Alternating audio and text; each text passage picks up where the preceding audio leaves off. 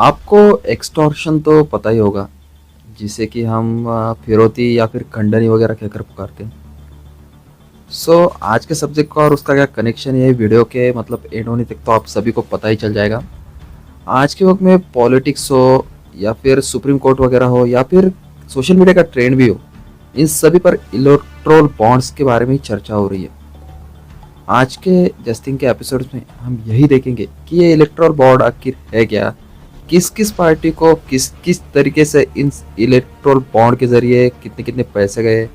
साथ ही में अमित शाह जी ने एक इंटरव्यू बताया कि इलेक्ट्रोल बॉन्ड जो है वो मतलब जो देश में काला बाजारी वगैरह होती है हर बार इलेक्शन के टाइम पे, उसे बंद करने के लिए ये इलेक्ट्रोल बॉन्ड लाए गए थे। लेकिन उसके बाद भी बहुत से मतलब जब फैक्ट्स वगैरह देखते हैं तो उसमें ऐसा दिख रहा है कि अभी भी काला बाजारी वगैरह सब कुछ चल रही है।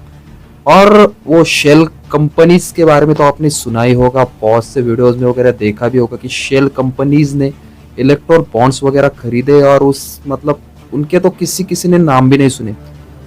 आज की वीडियो में हम इसे ही डिटेल में देखेंगे और लास्ट में ये देखेंगे कि बहुत से लोग कह रहे हैं इलेक्ट्रोल बॉन्ड जो है वो लॉटरी टिकट की तरह है। क्योंकि जब रिसर्च की तो कुछ कुछ लोगों के ऐसे नाम सामने आए जिसके मतलब सीधा सीधा यही पता चल रहा है कि ये एज अ लॉटरी वगैरह ही है। उससे भी हम डिटेल में देखेंगे। तो चलो फिर वीडियो शुरू करते हैं। मैं किसी भी मंच पर किसी भी व्यक्ति से चर्चा करने के लिए तैयार हूं। इलेक्ट्रोल बॉन्ड ये भारतीय राजनीति में से काला धन समाप्त करने के लिए लाया गया। फर्स्ट ऑफ ऑल अगर बात करें इलेक्ट्रोल बॉन्ड की, तो इलेक्ट्रोल बॉन्ड को जिन्होंने मतलब जिन्हें फाउंडर वगैरह कहा जाता है वो है अरुण जेटली जी। उन्होंने इलेक्ट्रोल बॉन्ड इसलिए लाया था कि पहले इलेक्शन के टाइम में जो पार्टीज वगैरह थी बहुत से मतलब ये बड़े बड़े लोग मतलब जो बिजनेस पर्सन वगैरह इंडस्ट्रियलिस्ट वगैरह है उनके तरफ से चंदा वगैरह इकट्ठा करते थे। उसमें से कुछ फंड जो पार्टी को मतलब इलेक्शन के वक्त जो काम आएगा उसके लिए यूज किया जाता था और बाकी का जो फंड है वो बड़े बड़े नेता लोग तो अपने घर में ही घुसाया करते थे। इन सभी चीजों को बंद करने के लिए इलेक्ट्रोल बॉन्ड लाया गया जो कि जिसका मतलब जिसको इशू करने का काम एसबीआई का था। एसबीआई ये बॉन्ड वगैरह इशू करती है जिस पर एक यूनिक कोड वगैरह होता है जिसके बारे में हम आगे और डिस्कस करेंगे। यूनिक कोड वगैरह होता है, ये बड़ी बड़ी कंपनी तब क्या करती है कि अपने चेक्स वगैरह एसबीआई को देती है और उनके तरफ से इलेक्ट्रोल बॉन्ड खरीद लेती है। हर बारी जब इलेक्शन वगैरह होता है तो ये इलेक्ट्रोल बॉन्ड्स की जो डिटेल्स वगैरह होती है वो हर बारी उन सभी का जो ट्रैक रिकॉर्ड वगैरह होता है वो हर बारी इलेक्शन कमीशन को एसबीआई को देना पड़ता है। लेकिन इस बार का इलेक्शन पास में आ रहा था और फिर भी ये बॉन्ड्स का जो ट्रैक रिकॉर्ड है वो इलेक्शन कमीशन को नहीं मिला। इसी के चलते पिटीशन फाइल हुआ और ये मैटर जो सुप्रीम कोर्ट में चला। इसी के चलते जो टी वाई चंद्रचूड़ है उन्होंने एसबीआई से 15 मार्च जो लास्ट दी थी उसके तहत जो पूरा ट्रैक रिकॉर्ड का मतलब ये इलेक्ट्रोल बॉन्ड गए, किसने खरीदे, आपने किस किस को बेचे और किस किस ने इसे कैश इन वगैरह किया, किन किन पार्टीज ने किया, ये सारी डिटेल जो है 15 मार्च तक मांगी और इसी के चलते एसबीआई ने ये रिकॉर्ड वगैरह सामने दिया। इतने दिन का जो मैटर चल रहा था वो इस पर चल रहा था कि ये रिकॉर्ड जल्दी आया क्यों नहीं, इसमें क्या कालाबाजारी वगैरह और ऐसा बहुत से डिबेट्स वगैरह चिड़ रही थी। अभी रिकॉर्ड वगैरह आ गया, 30 कंपनीज के नाम बोले गए शेल कंपनीज के और उसमें से 14 कंपनीज के बारे में रिकॉर्ड निकाला गया। तो पता चला कि ये कंपनीज में थे, इसमें से बहुत सी कंपनीज के तो खुद के प्रॉफिट वगैरह नहीं, कुछ कंपनीज रजिस्टर वगैरह और कुछ कंपनीज के बारे में तो लोगों को पता भी नहीं है। इलेक्ट्रोल बॉन्ड खरीदने वाली शेल कंपनीज की अगर बात करें तो उससे पहले हम किस किस पार्टीज को कितना कितना पैसा है उसके बारे में एक बार जान लेते हैं।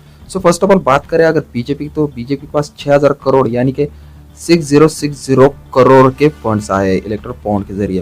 दूसरी है टीएमसी जिन्हें लगभग 13,000 करोड़ रुपए आए। तीसरी है कांग्रेस, इसके पास लगभग 1400 करोड़ के आए। बीआरएस की बात करें तो लगभग 1200 करोड़, बीजेडी 750 करोड़ यानी कि 750 करोड़ के आसपास, डीएमके 640 करोड़ के आसपास, आपके पास 65 करोड़ और सबसे कम आए एआईएडीएमके लगभग 6 करोड़ रुपए। देखा जाए तो इलेक्ट्रोल बॉन्ड से सबसे ज्यादा पैसा तो बीजेपी आया है। अब ये रूलिंग कर रही पार्टी तो ये थोड़ी बार तो ये चीजें चलती रहती है, लेकिन इतना बड़ा रेशो और उसी के चलते ये इलेक्ट्रोल बॉन्ड के बारे में बहुत से लोग बात करें, मतलब कॉमन जो सोशल वर्कर वगैरह एक्टिविस्ट वगैरह हो, कुछ बड़े बड़े वकील वगैरह ये बात तो करे, लेकिन पार्टी एक भी बात नहीं करे क्योंकि सभी के पास तो भैया मिल बांट के थोड़ी थोड़ी तो रोटी आई है। इसी वजह से इस चीज पर बाकी कोई भी पार्टी बात नहीं कर रहा। और जो मतलब जिन लोगों को जो डेमोक्रेसी को प्रोटेक्ट कर रहे हो, वैसे तो अभी तो डेमोक्रेसी का तो ऐसा हाल होगा कोई आ रहा है और उसको उछालते चले जा रहा है, लेकिन जो हाल लोगों से कुछ लोगों से देखा नहीं जाता वही इसके बारे में बात कर रहे हैं। अभी बात करें इन सारे कंपनीज के बारे में, लगभग ये 30 कंपनी से उसके मतलब 14 जो कंपनी के वो रिकॉर्ड जो है एसबीआई ने पब्लिक कर दिए, जिसके तहत मतलब आपको पता चल जाएगा ये लॉटरी टिकट का मैंने सबसे बड़ा क्या बोला था, और फिरौती एक्सटॉर्शन के बारे में मैं सबसे पहले मेंशन किया था वो किसकी वजह से। सो फर्स्ट ऑफ ऑल बात करें तो उसमें सबसे पहले सबसे ज़्यादा एक कंपनी ने सबसे ज़्यादा इलेक्ट्रल बॉन्ड मतलब ज़्यादा पैसे खरीदे, वो है future gaming and hotel services private limited.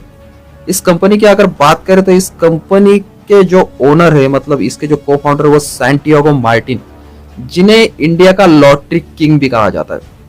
और ये जो इंसान ये सीबीआई ईडी इन सभी के रडार के ऊपर है।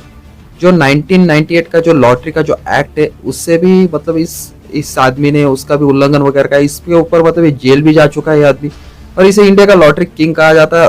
ऐसा मतलब देखो ना, कोई भी आए और इलेक्ट्रल बॉन्ड खरीद जाए, ऐसी सिचुएशन है। और इसकी जो होटल सर्विसेज ये जो कंपनी है रियलिटी में देखा जाए तो सीधा सीधा सट्टा वगैरह चलाती है, लॉटरी वगैरह बेचती है। हमारे डेमोक्रेसी का हाल क्या है, आप इनसे ही अंदाजा लगा सकते हैं कि ये कोई भी आ सकता है, कोई भी क्रिमिनल कर मुंह उठाकर चलाएगा। और क्रिमिनल रिकॉर्ड इस आदमी का है तो अदर जो कंपनीज के मतलब अभी तो रिकॉर्ड सामने आएंगे, तो इनको सभी को हम डिस्कस नहीं करेंगे क्योंकि बहुत लंबा काला चिट्टा है, उनके बारे में डिटेल में रिसर्च करते बैठेंगे तो आप बोर हो जाओगे। इसी आदमी से आप अंदाजा लगा सकते हैं कि अदर कंपनीज के भी क्या हाल होंगे।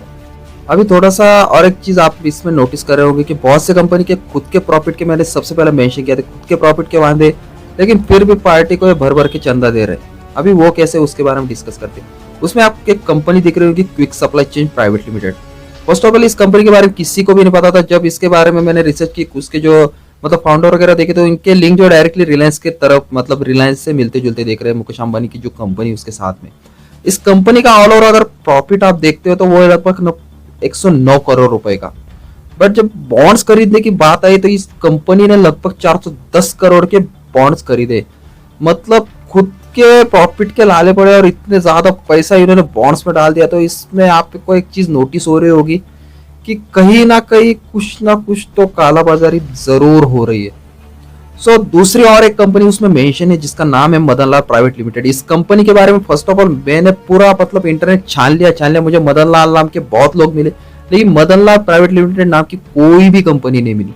इस कंपनी की अगर बात करें तो इस कंपनी का प्रॉफिट है सिर्फ 10 करोड़ रुपए, जो कि एक नॉर्मल डिस्ट्रिक्ट लेवल पर एक बिजनेसमैन होकर और नॉर्मल बिजनेसमैन वो भी कमा लेता है। उस कंपनी का प्रॉफिट है 10 करोड़ रुपए, जो फाइनेंशियल ईयर का जो प्रॉफिट है वो। लेकिन उस कंपनी में भी लगभग 185 करोड़ के बॉन्ड्स बाय किए, लगभग 185 सीआर के जो बॉन्ड्स है इस कंपनी ने बाय किए। अब ये कंपनी ने बाय किए या फिर पार्टी ने उन्हें चंदा देकर बॉन्ड खरीदने को लगाया और बाद में वो ज्यादा पैसे में खरीद ले, ये तो चीज मतलब ये अभी क्लियर नहीं हुई। इन रिकॉर्ड से तो यही समझ में आ रहा है। अभी मैंने आपको इन 3-4 लोगों के नहीं, ये शेल कंपनीज के बारे में बताया, इसी से आप अंदाजा लगा सकते हैं कि अदर कंपनीज के भी क्या हाल होंगे। अभी जिंदल स्टील की बात करें, कुछ बड़ी बड़ी वेदांता प्राइवेट लिमिटेड, ये कंपनी की बात करें तो ये चलता है भैया, इनके प्रॉफिट जो है वो 18,000 करोड़, वेदांता का तो लगभग 40,000 करोड़ अपने जो प्रॉफिट वगैरह फाइनेंशियल ईयर के उन्होंने बॉन्ड्स बाय किए। ये कोई मतलब इसमें तो ठीक है, लेकिन 10-10 करोड़ कंपनी के खुद के प्रॉफिट और 185 करोड़ के बॉन्ड जो बाय कर रही है, इसी से आप अंदाजा लगा सकते हैं कि कहीं ना कहीं कुछ ना कुछ तो भी चोरी हो रही। अभी वो कोई पार्टी कर रही है ये तो मैं नहीं बोल सकता क्योंकि मैं किसी पार्टी को सपोर्ट में ये वीडियो नहीं बना रहा या किसी पार्टी को मैं क्रिटिसाइज भी नहीं करता। अभी इससे ही आप अंदाजा लगा सकते हो कि अभी ट्रैक रिकॉर्ड ये आए तो अभी यही हाल है, तो आगे चलकर इलेक्ट्रल बॉन्ड में कितना घोटाला हुआ होगा इसका तो आप अंदाजा लगा ही सकते हैं। लगभग अमित शाह जी तो एकदम फेयरली कह रहे हैं कि इलेक्ट्रल बॉन्ड इसीलिए लाए गए थे कि जो चंदे में जो लगभग चोरी वगैरह होती थी हर साल इलेक्शन में, उसी को रोकने के लिए इलेक्ट्रल बॉन्ड लाए गए थे। उस पर ये यूवी लाइट में दिखने वाला माइकर कोड वगैरह भी होता है, उससे भी मतलब जब उसके बारे में चीफ जस्टिस जी ने पूछा एसबीआई को तो उन्होंने उसके बारे में तो मतलब कुछ हुआ नहीं और उन्होंने कंटेम ऑफ कोर्ट किया। ये तो बात तो रियल है लेकिन अभी वो प्रूव नहीं हुआ, लेकिन बहुत बड़ा इशू है जो इलेक्शन होते होते आप सभी के सामने आ जाएगा। वैसे देखा जाए तो ये सब्जेक्ट जो है ना बहुत ही ज्यादा क्रिटिकल है। इसके बारे में अगर मैं डिटेल में वीडियो बनाते बैठूँ तो लगभग 20-25 मिनट का वीडियो बनते जाएगा, और उसमें मैं अगर हर पॉइंट आपको अगर नोट डाउन करते बैठूंगा तो आपके सर से चला जाएगा। लेकिन आप अगर चाहते हो कि इसके बारे में डिटेल वीडियो लेकर आओ तो आप मुझे कमेंट बॉक्स में ऐसा बता सकते हो। सो अभी के लिए मैंने इसमें शॉर्ट में इसलिए बताया कि आपको एक नॉर्मल जो पॉइंट है वो आप सभी के सामने मतलब इस वीडियो से आ चुका होगा। अगर मतलब कुछ इसके बारे में आज कुछ अपलोड मतलब अपडेट वगैरह आते तो उसके ऊपर मैं डिटेल में वीडियो बना लूंगा। और अभी मतलब ट्रेंड पे जो चलता है वो अभी इलेक्ट्रल बॉन्ड चल रहा था, कुछ दिन पहले सीए चल रहा था, बहुत से लोगों ने उसके ऊपर कुछ भी कमेंट्स वगैरह उठाए बहुत से लोगों ने उस चीज़ को समझा ही नहीं। सीए का जो फुल फॉर्म है वही समझा, लेकिन उसमें क्या है, उसका रियल में मीनिंग क्या है और सीए क्यों लागू कर दिया गया है, इसके बारे में डिटेल में अगर आपको पता नहीं होगा तो मैंने एक डिटेल वीडियो बनाया जिसको जाकर आप देख सकते हो। एकदम शॉर्ट में मैंने एकदम सिंपलीफाई करके उस चीज़ को बताया, जिसके बारे में डिटेल में जो वीडियो है उसका लिंक जो मैं डिस्क्रिप्शन बॉक्स में डाल दूंगा। आई होप कि आप सभी को ये वीडियो अच्छा लगा होगा। वीडियो अच्छा लगे तो वीडियो को लाइक कीजिए। इसके बारे में अगर आप डिटेल में जानना चाहते हो तो मुझे वैसा भी कमेंट सेक्शन में बता दीजिए। And thanks for watching.